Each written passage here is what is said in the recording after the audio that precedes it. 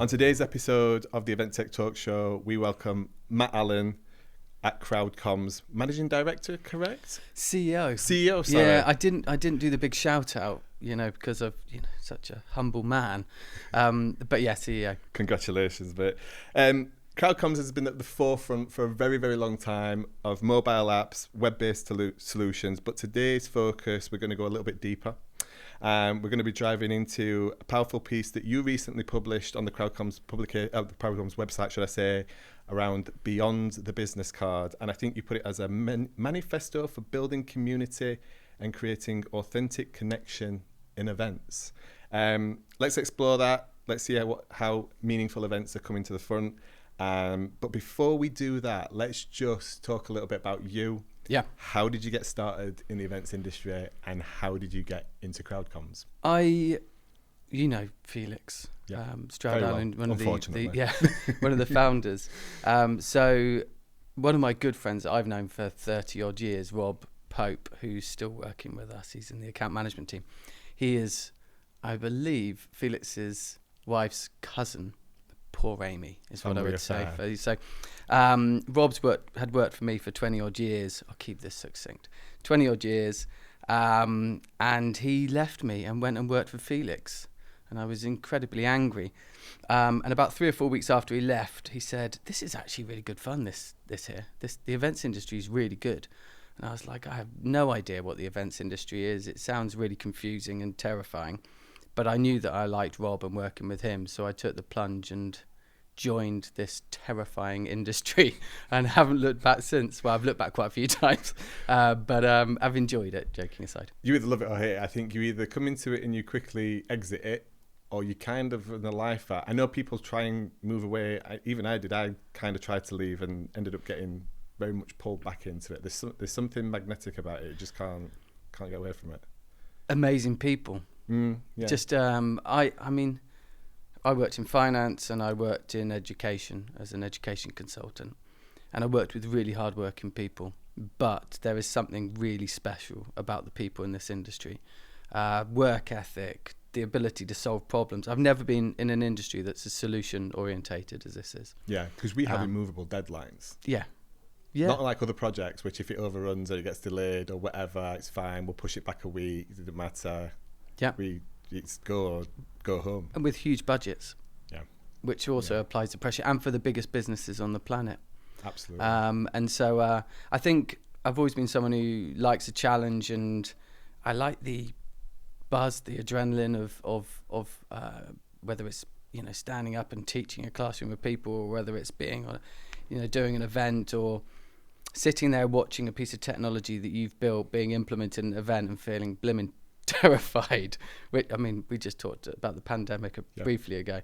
At 3 o'clock in the morning, working on a Asian Development Bank event where your technology's been used in a way that it's never been used for 3,000 people, with the head of the ADB on a Zoom call with you watching it is something I don't want to experience again. It's a walk in the park. It's a walk in the park. But yeah, it's that type of thing. The experiences, it holds us, doesn't it? Best roller coaster ever. I describe it as the events industry. 100%. I think people who work well under pressure thrive in this sector. Yeah. They actually need that pressure, but then they perform extremely well. So let's jump into the first block, as I'm calling them, the blocks of conversation. The shift from networking to community. And I referenced this earlier. You wrote this piece, or CrowdComms wrote this piece recently called Beyond the Business Card. Before I ask my question, can you just frame what this concept of Beyond the Business Card is? I think it's about making sure that we lengthen that cycle of that particular event. I've heard you talk about it a lot recently, both in socials and in situations like this, where so much of what happens at an event is forgotten a period of time after it. We would probably retain 20% of what I don't know, I can't remember the percentage you gave. 20%, after 5 days, the forgetting curve is that forgetting curve. And I think what we want to make sure that we do is make sure there's mechanisms where people can get that information, retain that information, can use that information to collaborate. So it's about building systems or technology, a community that can retain that information and collaborate and use it for a longer period of time.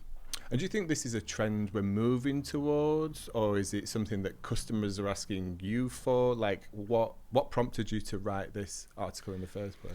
I think a lot of it comes down to making sure that we kind of are mindful of the different kind of silos in businesses. So we have our sales and our marketing and our event marketing, and quite often when you're talking to someone about their event, they're thinking about 5 days, but the budget sits with someone in marketing who's thinking about a year, 2, 3, 4, 5 years. And what you can get is a conflict of those two kind of channels, that approach. So I think what we wanted to do was provide tools and technology that enabled an event to nurture conversations, create connections, but then to be able to quantify it and put it back into that CRM, that centralized tool that marketing use day to day to quantify the success of their marketing campaigns throughout a year. Interesting you mentioned there about the disconnect between somebody who's looking at marketing from a 365-day perspective to the person who might be responsible for the events program, whether that's a one-off event or multiple parts of that. I was recently talking to an individual and they delivered on everything that they set out for their event, but they come over the budget by 1.5%, which in the grand scheme of things of the amount of money they spent was probably still significant, but it was 1.5%. And it wasn't even 1.5% of the whole entire marketing budget. It was just the one allocated to the event. Yeah. Do you think that's also a challenge? And if so, why is that a challenge that people are getting scrutinized on these minutiae things when the event can have such a big impact? So when we're looking at our kind of ICP in the business, we persona people. And so you'll have like decision makers, you'll have advocates in different roles. And quite often the decision makers will sit in marketing. So they're managing a marketing budget. So the event person's job is to basically be an advocate for themselves. It's championing, and we often, they'll say to us, can you help me? It's like, well, and it's our job to help them. So yeah, well, I think we can. I think we can provide a compelling case here where you can do it. But I think that's the challenge. So often the budgets are centralized in marketing, and marketing is very complex. And also marketing is massively under-resourced. So you have in marketing, you have a marketing director quite often, and they're expected to wear 20 hats, and they can't possibly. So they're pulled in a million different directions. They can, marketing is PPC, SEO. So are they an expert in that? It's blimmin' complicated. Can they write all the content? Are they a social expert? So they've already got enough to worry about, and then they've got the event as well. And our job is making sure that we're talking the same language for that event that they're talking in marketing. So we can, if they're talking about lead and conversion rates through their other marketing channels, how can we show that someone who's been to this event is actually a better qualified person at the end of it?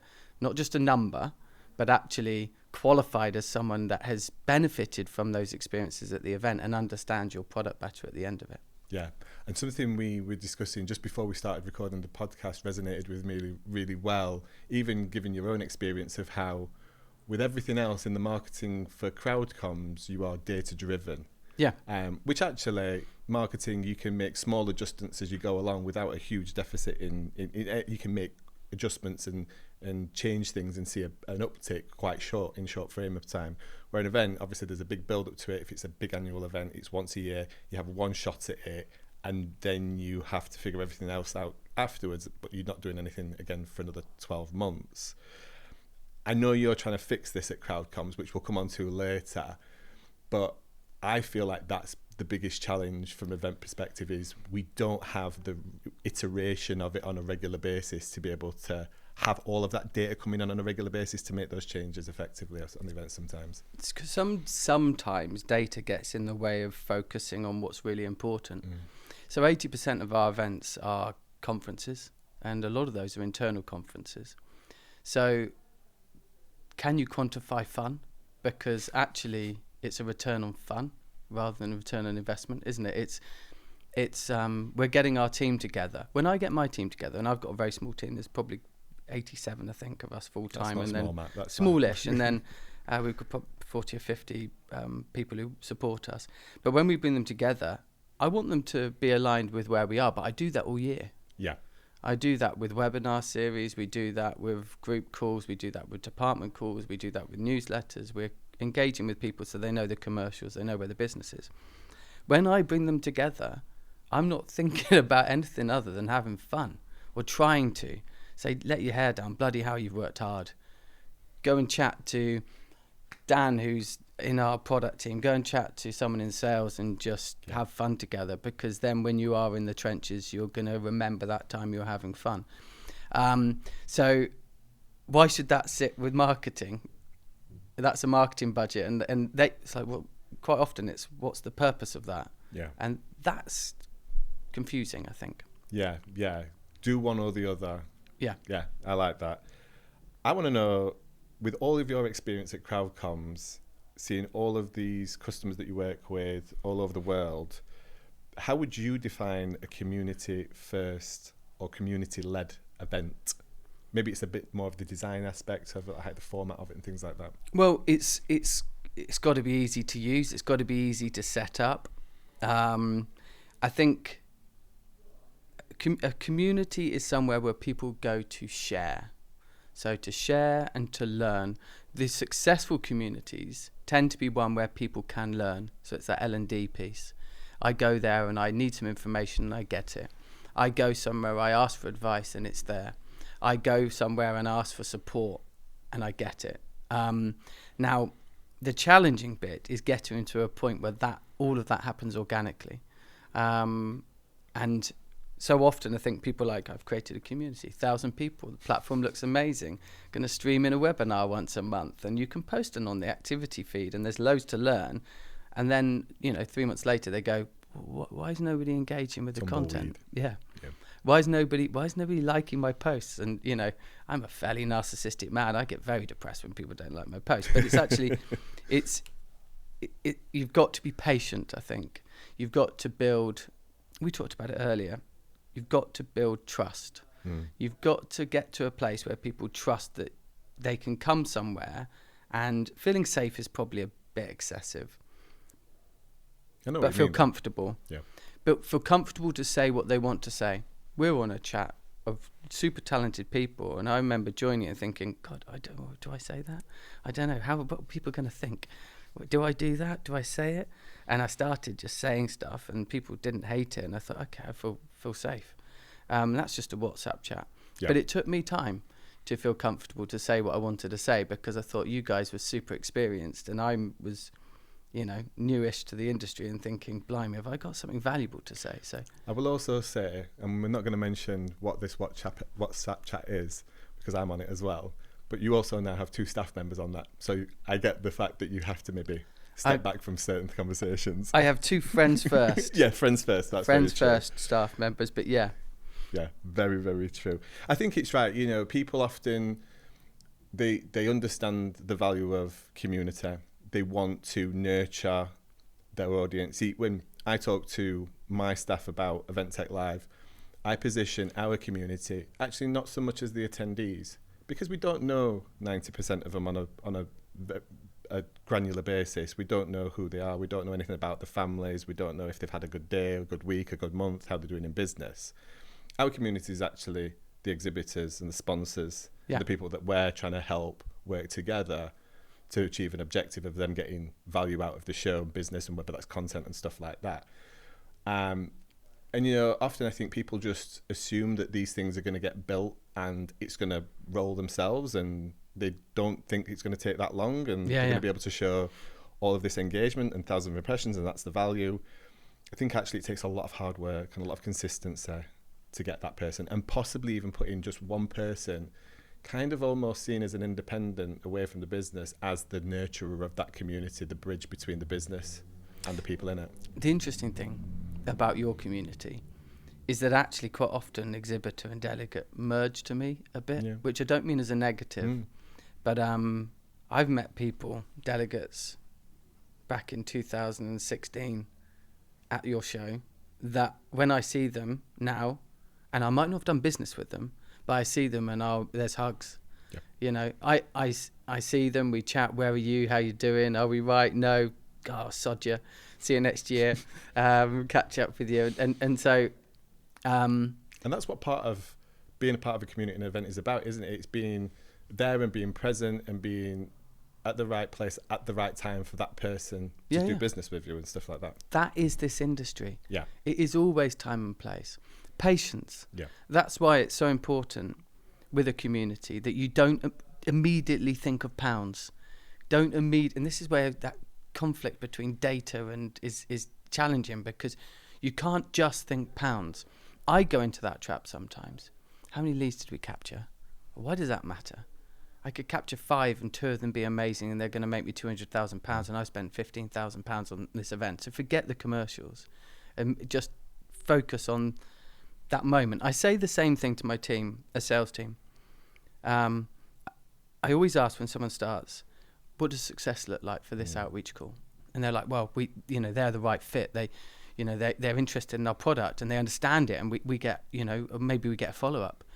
I said, okay, well, just rein it back a bit. Success is them answering. Just chill out. Yeah. Because if you're cold calling people, 80% of them are not going to.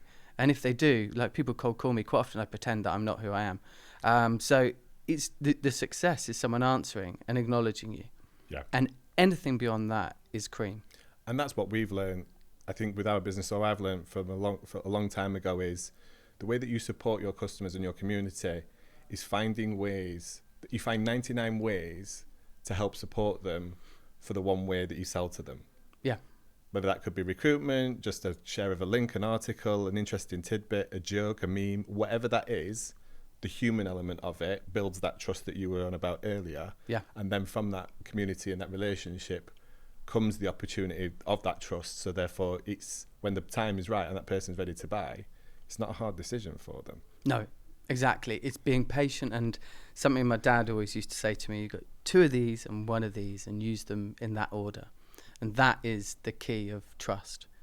Demonstrating that you listen and you learn and you're patient. And if you can do that, you'll win in business. Absolutely, mate. Talking of a little bit more about event formats, though, people are always looking for strategy, quick wins, ideas, things like that. Is there anything that you use internally at CrowdComms or that you really love when you see one of your customers use that's a really good format? I know lots of people are really interested at the moment in things like brain dates and these small community-driven, like audience-created ideas and things like that. Is there anything that you're seeing there? Well, that's the most exciting bit of an event, is when you, quite often, those big sessions, there's nothing wrong with them, they're great. But when you really get collaboration is when you go into those smaller units, those kind of brainstorming units or whatever you call it, whether you're Miro board if you're virtual, whether you're doing it physical in person. So yeah, definitely that's where you're going to see the most collaboration. That's where people feel safest, isn't it? Most of us are not super confident sticking that hand up and saying, look at me, when we're in a group of 100 people, but you get us in 5 or 6 people and we're much more confident. That's when we're going to learn. The challenge is making sure that those learnings are connected. So how can we take what is learned in that pod, in that pod, in that pod, in that pod, and actually bring them together? We did a really cool piece of technology in the pandemic, which we still use, but to a lesser extent, called Smart Sessions, which was dynamic bubbles of people around tables, and you could jump off your table, you could present what you were doing at your table, but jump off and actually zoom across and say, I'm going to go to table 2 and just see what they're doing. And you could see the person zoom across and join table 2. So that's where it's visual. You've got that collaboration and you're spreading that learning in a really clearly defined way. Yeah. Matt isn't buggering off to go and talk to Adam behind anyone's back, because Matt is very visibly gone off and talked to Adam. Yeah. Matt's over there talking to Adam. I wonder what they're talking about. Should we go and join him? It's interesting you mentioned that format, because it sounds very much like the format that I saw of my son going into school to see him learn in his first year. And when I sat down in the hall and the teachers explained to me the learning format, to be honest with you, it sounded like hell. Because the learning format was, there were 6 C's. I can't remember all of them, but it was like creativity, curiosity, etc., etc., etc. And the idea in this concept was they were all learning multiplication and mathematics as a class, in a group, but they had total free will of how long and where they spent their time at that table. So they could spend all of their time at one table on one particular type of learning, or they could move around under their own free will. That to me, just I've envisaged people running around, or kids running around like headless chickens, but it was the best way I've ever seen a group of people learn, a group of youngsters learn as well.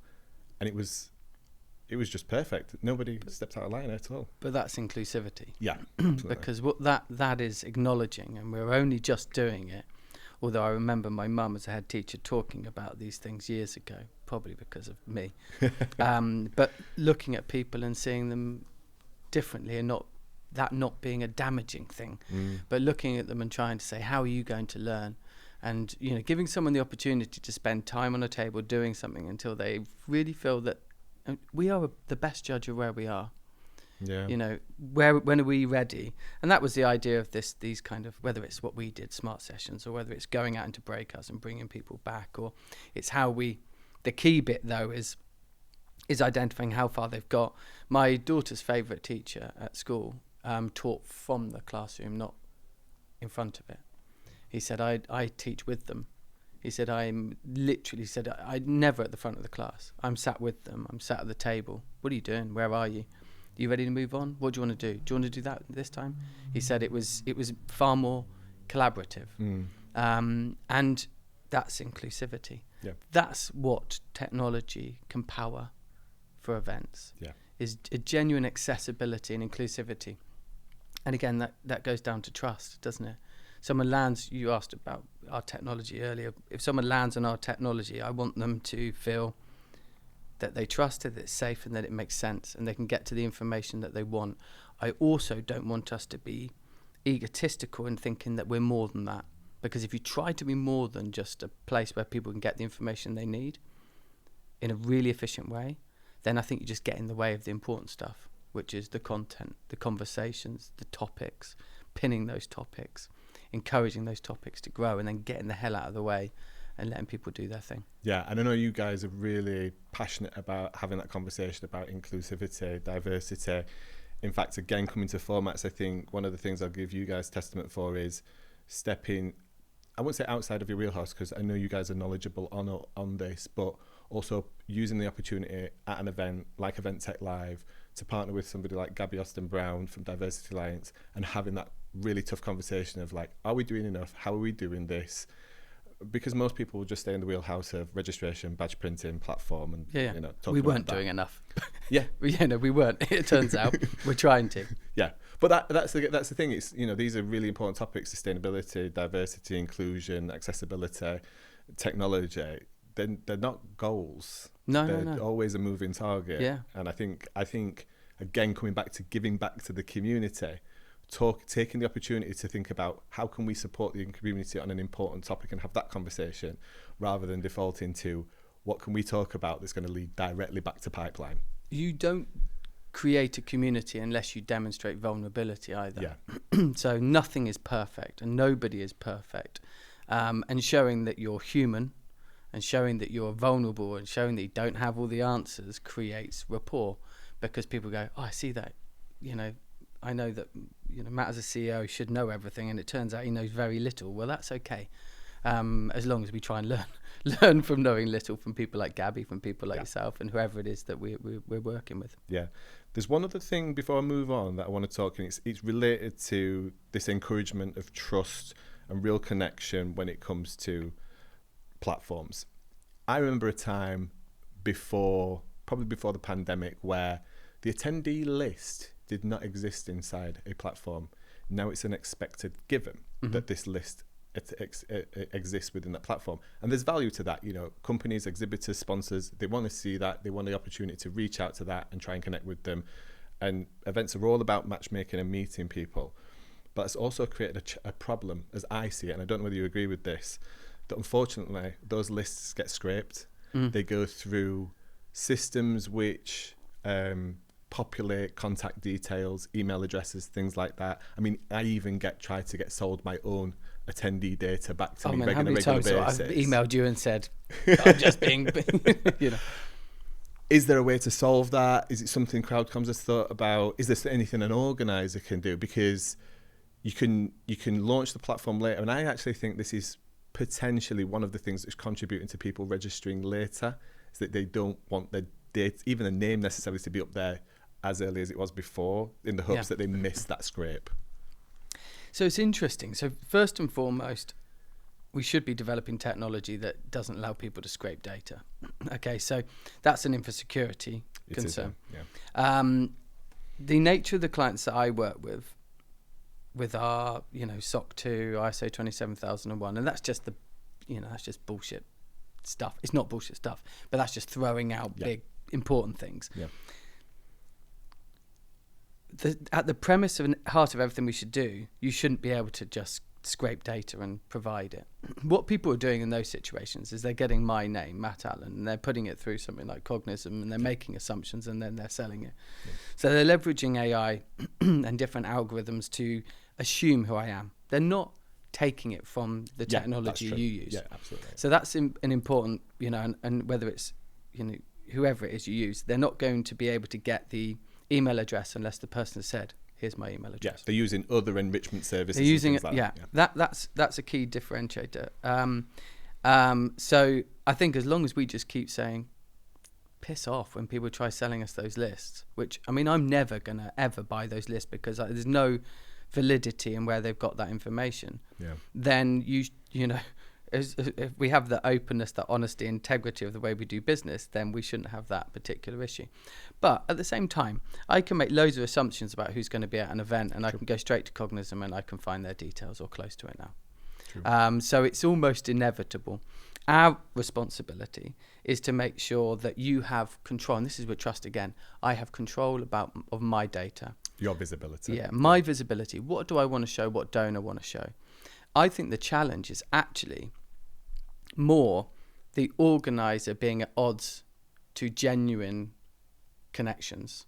So we've got a responsibility to think about our delegate, our client, as being the person who gives us money to build it, but our client is also the end user. And actually the most important person is the end user. The end user has a great time, our client's happy. 95%, I was going to say 99, I thought it was too generous. 95% of our clients are really sensitive of that and enable their clients to create the connections they feel. But you get some that are really controlling, and I think that's the bigger problem. No, I don't want them being able to see those people. So no, we'll have module privacy so that Matt Allen only sees these 26 people. And actually, I don't want him watching those sessions. So we're going to have module privacy that they only see those sessions. So we are, on quite a few occasions, not building platforms, personalization through platform technology because we want to streamline what they're seeing so they get the most out of it. You're building walls. We're building walls. And I think that's the bigger challenge. We can only do so much. Make sure our technology is robust. If people are going to go and be creative in assuming who's going to be at your event, and it is assumptions. Yeah, it's assumptions when you get those lists. If you were to look at who's attending to who they're saying is attending, and I know that because you look at the list for Confex, and we've got 28,000 people attending Confex, and you're like, bloody hell, it's going to be mental. So we know that those lists aren't valid anyway. Yeah, they're very good, mate. Still on the same line, there's this theme in the industry at the moment of, and I've even said it myself, that the rush back to in-person and the buoyancy in in-person at the moment is actually a requirement or a desire for authenticity, especially in the AI, generated avatar world. What can we trust online? Who can we trust online? Can we trust what they say? Disinformation, news that's not news, conspiracy, all these kind of stuff that are really blurring people's perception of what is genuine online. That's why people are saying that there's this desire to come back to in-person, because us sat across from each other, I can see the white of your eyes, I can see inflection, I can see your facial expressions, everything. I know you're real. I could touch you if I wanted to. But later, where does then virtual and hybrid sit in that space? Can we still build these trust platforms? Because a lot of people still pre-record and then press play and don't necessarily say it's pre-record and things like that. Like, what's your thoughts on that element? So yeah, these conversations are here all the time. 30% of our revenue is still virtual and hybrid. So it's not gone anywhere, has it? It's not gone anywhere. What we're seeing though, and this is the importance of what you're asking today, it's about community. It's about points of contact. So it's not saying we don't meet up in person. It's saying let's meet up in person, but why don't we just have these touch points throughout the year, that community. So your event app becomes a community of touch points between your in-person event. So I think that's important. A lot of our revenue, and we're quite careful, and I deliberately don't do, it's not an opinion because it's down to pounds. We track it. So there is plenty of virtual webinar and hybrid-based business out there. Talking about authenticity, focus on accessibility, focus on inclusivity, because you get more people with eyes on something if you give them opportunities to watch it in different formats, just as you do with Event Tech Live. I was watching sessions last week from Event Tech Live, which took place in November of last year. So I've watched plenty of them, not my own. You never watch your own back. If you do it, I mean, there's some. I'd have no respect for anyone who watches it back. But no, so I'm watching that. So I'm lengthening that kind of drop-off curve that you referenced by going back there and revisiting content that I was interested in. I watched a session, and which is another event that one of my colleagues did, and I wanted to check in and support them, and I watched it back 2 or 3 months after the event itself. So, yeah, I mean, I think it's always going to be an important bit. And in terms of the pre-record, I don't care. If you are more comfortable pre-recording, pre-record. You lose something because you lose that opportunity to get engagement in real time, to really collaborate and create discussions. I mean, I love watching our sessions. We do a webinar series. And I love presenting and then watching the comments come in and being able to react to the comments. And I love, obviously, Q&A, the original format of engagement, and still the best, isn't it? I mean, absolutely. Yeah. If you want to demonstrate, you listen, get someone ask a question, you give them an answer. I don't think we're ever going to beat that. So I love being able to do that, and that's the value of it being in real time. You can do it creatively with pre-record, but I actually don't mind whether people pre-record. I think it's down personally to me to the format and the objective of the content, the session. If you're delivering something that's a solo presenter, really high level, it has to be precise, it has to be delivered well, it has to be clear, concise. And actually, it's not really about asking questions, it's about absorbing that information in a very precise way. Maybe it's a medical event, maybe it's a scientific event, something like that. I don't think it actually matters, because they're just there to digest the content. And you can also shoehorn a bit of a Q&A in at the back end, and like you say, maybe that speaker is not necessarily a professional speaker, so that just makes them more comfortable about getting it polished. Yep. A pre-record for this kind of format doesn't make sense to me. Why do that? No. I agree with that. I mean, that's but we're looking. You lack spontaneity with a pre-record, and I'm not a big fan of trying to create perfection in anything. Because I think it's just unnecessary and time-consuming. The expression "done is better than perfect" is regularly used, and some people would think horrified by that, listening to someone who's in charge of a technology product say that. But unfortunately, that is very much the case. We want to get out beta quite often, and we're saying, okay, but we could do it better if we wait for 3 months. It's like, no, let's just get it out, get people using it, and then we're going to listen and we're going to learn, and it might be more fluid in terms of what V2 looks like. So get it out, get it done. I was listening to another podcast recently, I can't remember the person's name, but they were interviewed, what do you put your success down to? It was like, I'm willing to move faster than all of my competition, and by the time that they've done the first step, I've made 7 mistakes. Yeah. And learned from it, and I'm on version 8. And I think that's the key. It's perfection is the curse of progress, really. Yeah. If you're always striving for perfection, it's not that you shouldn't strive for perfection, because that's a goal to be achieved, but if you let it hinder progress, and I think, again, coming back to accessibility and community, it kind of underlines it. If we don't get it perfect, it's not going to work. Do you know what? It's also very dangerous to do that, because I think it really suffocates a culture. If you're someone who expects perfection at all times from all people, you suffocate people. You need people to feel empowered and safe, so that they can go out there and challenge you and challenge the norm and create things that sit outside of the box that aren't perfect, and learn from those mistakes. Otherwise, I think you're going to suffer from a culture perspective. I think it's the only way that the human race has evolved. If you think about everything through life, going across the sea to discover new countries and new civilizations, putting people in space, putting the technology that we use now in space. If we'd have strived for perfection and only done anything when it was perfect, we'd be back in the Stone Ages, mate, as far as I'm concerned. We would, yeah. I want to talk about one last thing on this section, and it's around that inclusivity and accessibility.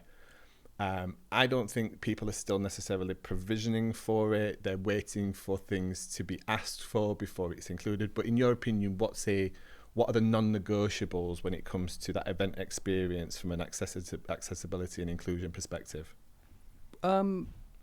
Everyone should have the opportunity to digest the content in a way or format that they feel comfortable in. Okay, so that could be language. Mm-hmm. So quite often that's not considered accessibility, but having the opportunity to drop down with multilingual, I go on loads of events where that isn't evident. And so that's for me, a non-negotiable. I think you should be able to receive information in a language that you're most comfortable. Otherwise, you are disadvantaged. Yep. I think from a platform perspective, you've got the basic tools that should be an absolute given. Your dragons, your basic screen supported tools. Technology that enables that is going to be an absolute given. Me and Will, who's our product director, often argue about this, but he says this is a key bit, is genuine customization. That you can create exactly what you want. Now, when I think of that, when I'm doing my selling person, I'm like, so you can customize it. And if you're Nike and you're spending £50 million on your website, you don't want compromise when you come to a piece of technology. You want continuity. Yep. So having customization is really critical so that you have familiarity of brand. That's my approach. Will goes a bit further, and he's almost prepared for people to create shit things just because he wants them to have complete autonomy of what they create. It's like, absolute customization means you can create anything you want. And don't be alarmed if occasionally they're awful. That terrifies me. But so I think accessibility is about you being able to do exactly what you want to do for your audience from a design perspective on your platform. Does that go as far as the audience? Because some people have requirements where, I don't know, maybe they read everything on a black screen versus on white text or in purple or whatever else. Have you gone that far with CrowdComms? Is that something? Yeah, we are. We're doing multiple CMS and front end. So in our CMS, you've got multiple modes. So you basically watch in a mode. You complete the admin duties in a mode that you're comfortable. So dark screen mode. There's 3 modes. I only ever use dark screen, to be honest with you. But there's 3 different modes. So yes, we have gone that far. On the front end, because we can personalize it, we can create duplicate versions of multiple sites that sit in one site. And so you can either say, how would you like to receive this information? And then you have it in the colors or the layout that you want. Or you can just give people clickable options on the page. So registration, for example, from a neurodiversity perspective, if I struggle with having a series of questions that have 50 questions, I can choose to have the information displayed one question at a time, so that it's not too daunting. And all that is just change. I just choose click, click, click, and I can choose the different settings. So yeah, we're going full on with it. Yeah, I really like that, because I think people that's really thinking about accessibility right from the start of that attendee journey, isn't it? It's registering them is one aspect of it, but if we can't even get through a registration process, then they're not going to become an attendee, especially if the event's free or it's a sales-led event or pipeline-led event or something like that. On that, is there any kind of UX elements or any features that you think really drive engagement, or is there anything down the line coming that you're excited that will be introduced into the CrowdComms experience? I try not to talk too much about AI, because I'm sure every person that you've every person you've not got yet here. Actually, I've not chosen anybody specifically for this next season around AI. But. Well, so obviously we've got a lot of AI projects, and so we're doing. So from a UX perspective, we are using various different AI tools for you to we're doing natural language tools to create homepages and to set up platforms, so that you can say, create me a homepage with these widgets. And so that's obviously leveraging AI from an admin perspective. From a user perspective, and again from a UX perspective, it's about getting the information that is relevant to a person in front of them in a format, so not overcomplicating it. And AI is great at that. And before we move on, can I just stop you there? Because there's two different approaches to this. One that I've adopted and one that I see most other people adopt. There are those that prompt and type, and then there are those that sit in the conversational space. Where are you at the moment at CrowdComms? So I think we're more in the conversational kind of approach, I'd say, at the minute. But again, based on exactly what we talked about earlier, letting people fail, we have multiple innovation projects, and they aren't restricted in terms of the tools they can use, the technologies, or their approach. So we're kind of hitting it from all angles at the moment. But I suppose, looking at the different tools that we're doing, the database tools are a natural language tool, creating a report to generate how successful that session was from an engagement perspective, and then it will look at the polling, the number of polling, and it will create an output for it. So there's lots of natural language, but the more kind of like guiding a user through the experience, that's more traditional AI. So that's scrolling through LinkedIn, looking at your connections, that's looking at the sessions that you might want to watch, more of that recommendation engine based stuff. One other area around that makes me wonder which the right way to go is, and maybe both of them are right. Do you see CrowdComms having, let's say, the CrowdComms companion, so the user can have a conversation with the CrowdComms companion and it can investigate and discuss and things? Or do you see that conversation happening elsewhere, where that data is taken out into a CRM, a marketing suite, a BI toolboard, or something like that, where they're having that conversation still, but on a bigger, grander scale with interaction of other data? That's how I see it. Yeah. And I think that's the critical bit. I talk about getting out of the way, knowing your place and getting out of the way. Where are business decisions going to be made? And this is how we can change that siloed nature between marketing and events, is making sure that we're pushing sensible information, intelligent information into that centralized system, which is going to be their HubSpot, which is going to be their Marketo, which is going to be their Salesforce or their Dynamics. So I genuinely think it's about that integration capability and identifying that nurturing of that person through our platform, through the event, so not just the platform, through that event, so that they're going back into that tool that they're going to be using to make business decisions. Do you think that's a two-way stream as well? Because, one of the conversations I had recently with somebody was like, why are we not getting the intent or even the signals back from our CRM when we scan somebody on our stand? If we've got a big stand with lots of staff, that person might not know who that person is. It has to be two-way. I had this exact conversation with Ryan Hamill, one of our team. He asked exactly the same question you just asked, and I was a bit ignorant of it because I've just got obsessive about what can we do to push that back to there to help you have buying decisions. And his approach was exactly as yours is. He goes, no, we want someone to be informed when they come to the stand. So if we're going to push something, if we're going to get a connection and we request that information from Salesforce, can it give us the score of that person? Yep. Can it give us a bit of information about that person that enable us to nurture it in the right way, so that we can then score it at the end and then push it back into the CRM and demonstrate the value that we've added? So that intent data is absolutely critical. I really like that, because I think there's environments where you've got a big team, some of the mega events, some of the Mobile World Congresses, some of the larger, people take teams of 30, 40, 50 people to some of these events, if not more. And that one person that walks onto that stand and that is engaged with that person might have no idea who that person is in the ecosystem of the business.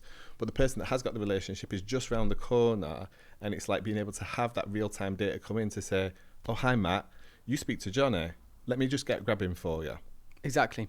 Yeah. And that is actually what then I think also reaffirms trust and relationship, because like, wow, they know who I am and they know who I speak to. They know me. Yeah.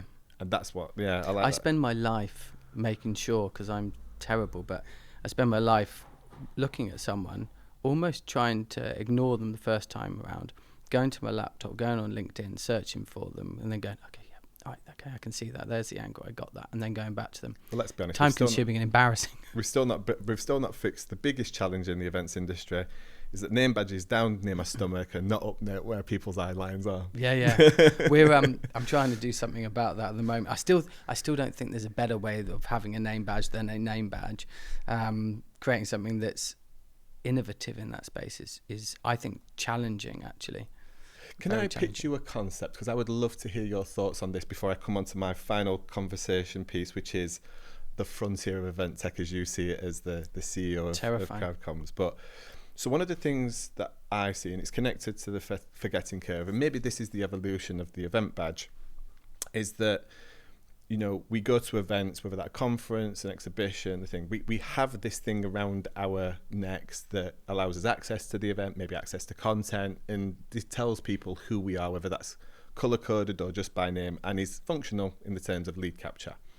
But the disconnect for me is that there's no piece of technology currently on the market that is event focused. There are a couple of things that you can pick up personally that for you as a team, or for me as a team, or for me as a delegate, allows me to have natural conversation the way that I currently engage with the event, flow through it, meet you at the stand, meet you at the bar, have a passing conversation in the hall on the way to the loos, and helps me do what all the technology on my laptop does, which is retain information. So when I have a conversation with you, it records it, it logs it, it tells me what the next steps are, it sends me a follow-up email to say, hey Adam, you just met with Matt, you should really think about this, this and this.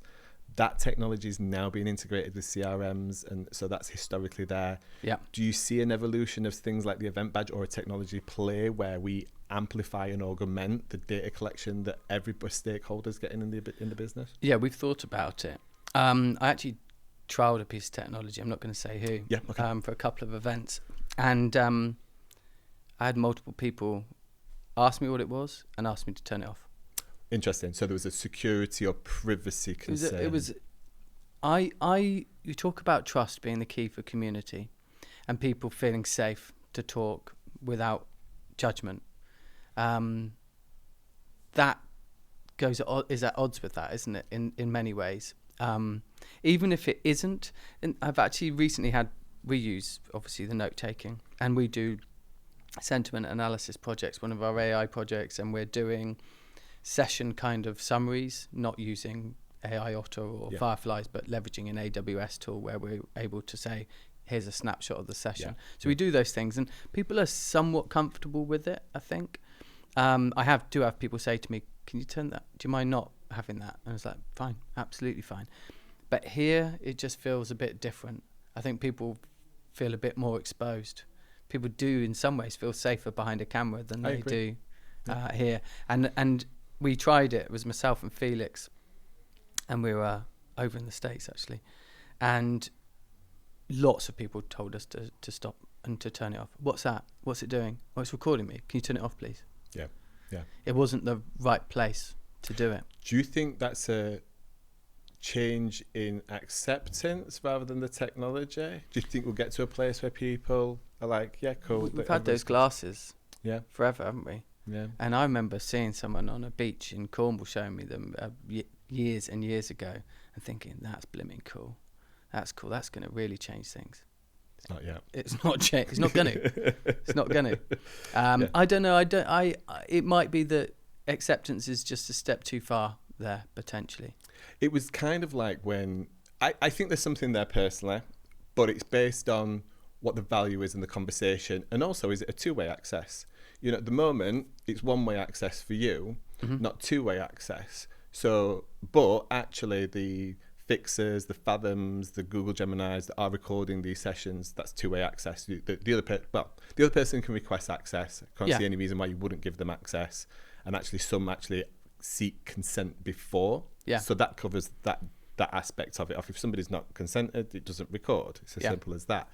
But I think the challenge with it as actually is in that environment, they can't actually request the conversation. And so the rabbit hole that I went down with Will when we were talking about it was saying, look, do we really need a badge? Let's just have a lovely phone holder, those lovely over-the-shoulder phone holders that you have, and let's just have our phone there, and then we can build that AI tool, and it'll be on the phone, and it will do all those. And we went down that route, and Will was like, mate, I don't want to wear my phone over my shoulder. Can I just keep it in my pocket?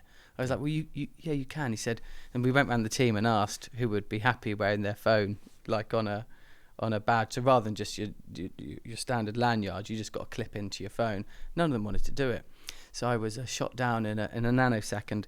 But I do think the phone could be the vehicle for lots of that technology. I'm not just saying that as somebody's built his event. Oh my God, he's harping on about event apps again. I'm not just saying that. I just don't think we're going to move on from it.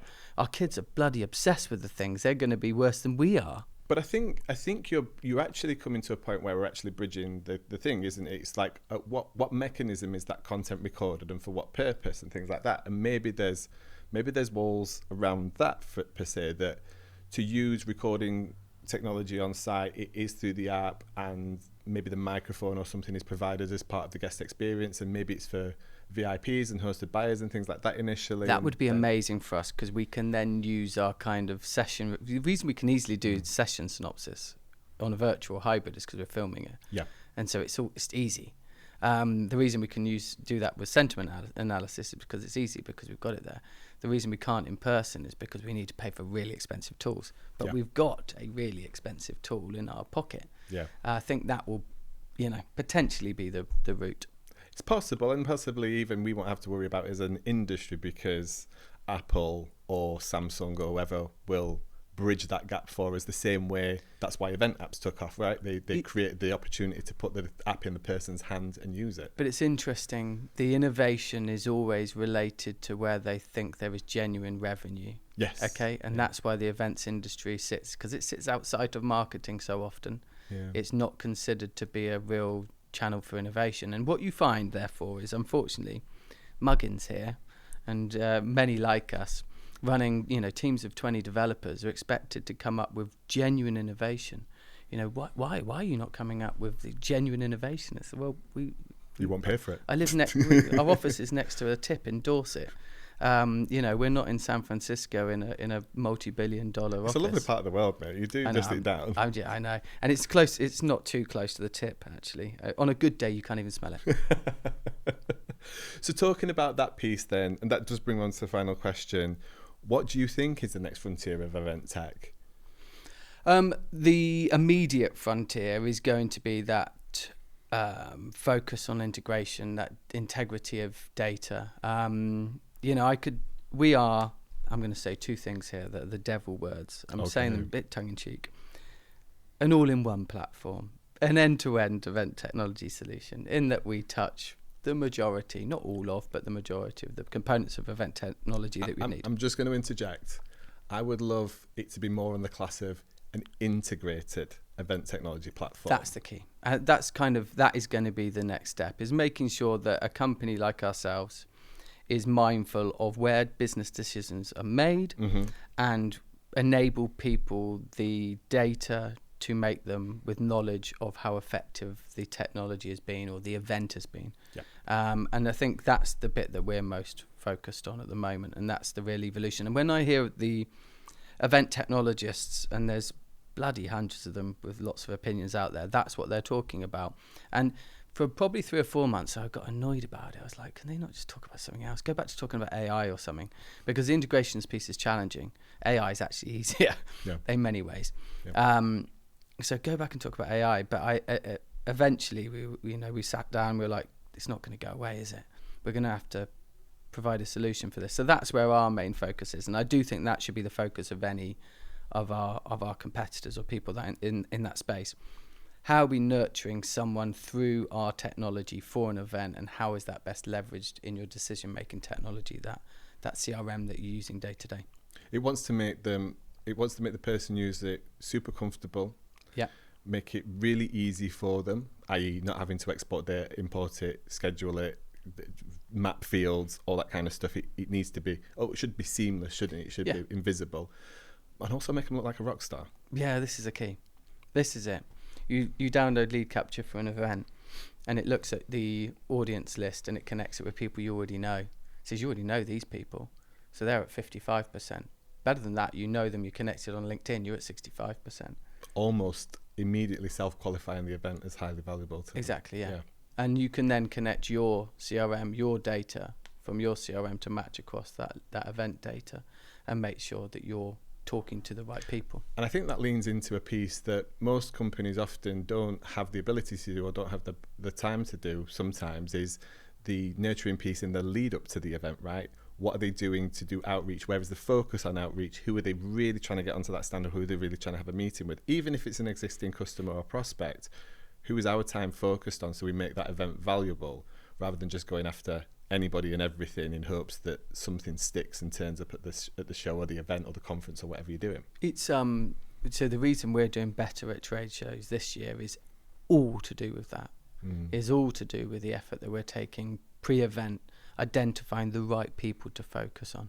You know, that is our whole success this year so far, and the improvement we've done as many sales, a lot of which actually is from Event Tech Live in November. I think we've closed 80-something thousand pounds of business this year from November's event already. Awesome.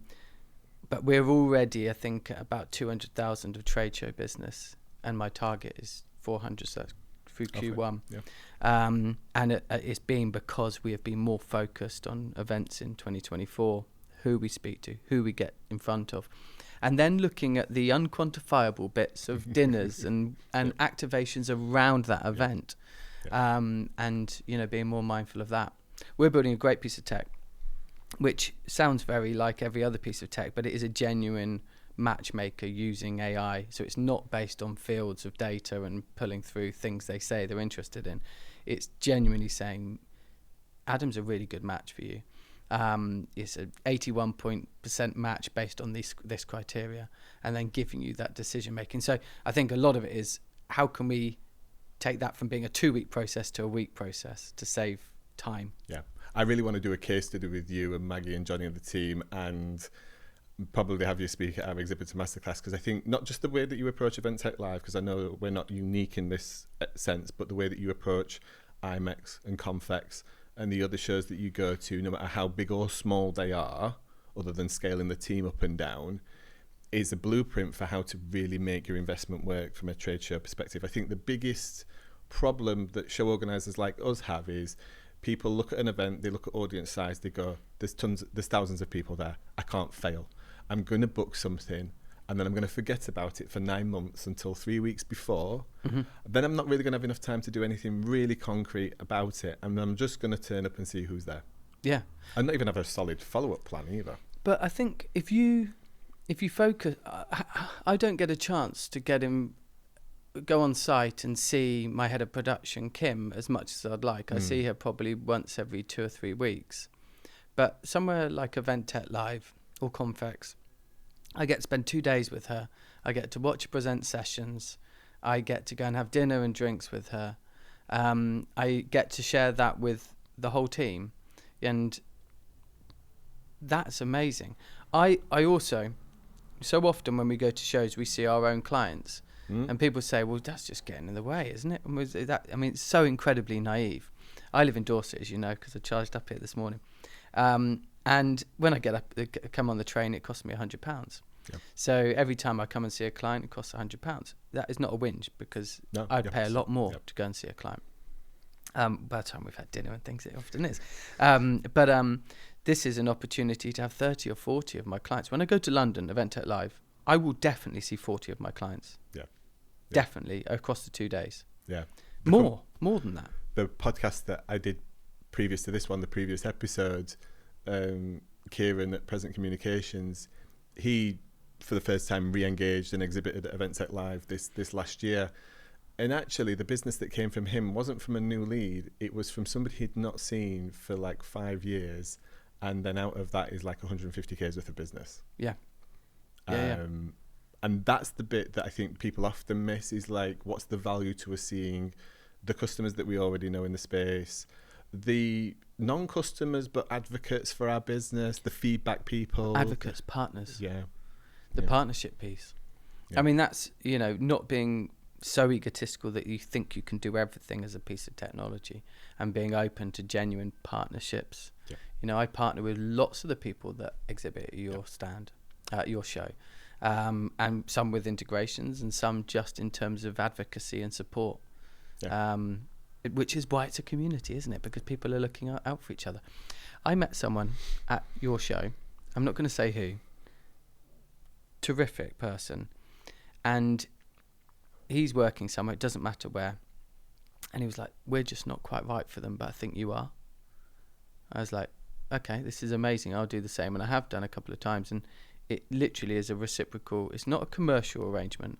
It is just wanting to make sure that someone that he spent time with has a solution that works for them. Yeah. That's a community. No, that's a great supplier as well, right? When you're willing to have potential stake on the plate, but it doesn't quite fit, and you go, no, you're not the right fit for us, but I know a company who is. Yeah. You've still done that customer a service, even though they've not maybe become a customer at that point. You've still done them a great service by introducing to somebody who can do the right thing for them. There's value in that. There's value in it. I mean, I don't often do sales calls anymore. I'm probably very rubbish at it now. But when I used to, I'd be very open about competitors. I think they do this really well. I mean, we're competing on this bit. We're trying to play catch up, but I think we do better here. And so often here, it's interesting you say that, because they weren't very nice about you. It's like, okay, well, that's absolutely fine. But what do you think when someone's not? What do you think about that? Because I'm trying to be really open about the value of our technology, the value of theirs, trying to present a solution to you, whilst being really open and transparent. Which approach is going to gain trust? Yours. Yeah, it's the only approach. Yeah. Matt, thank you very much for coming up from Dorset to sit with me here on the Event Tech Talk Show. For everybody watching or listening, if you enjoyed today's conversation, be sure to subscribe. Go and follow Matt, give him a shout out. Go and check out CrowdComms if you're in need for not only a great platform, but an organisation that does great service and great support. That's really where they shine. I'm Adam Parry, and we'll see you in the next episode. Thanks, mate.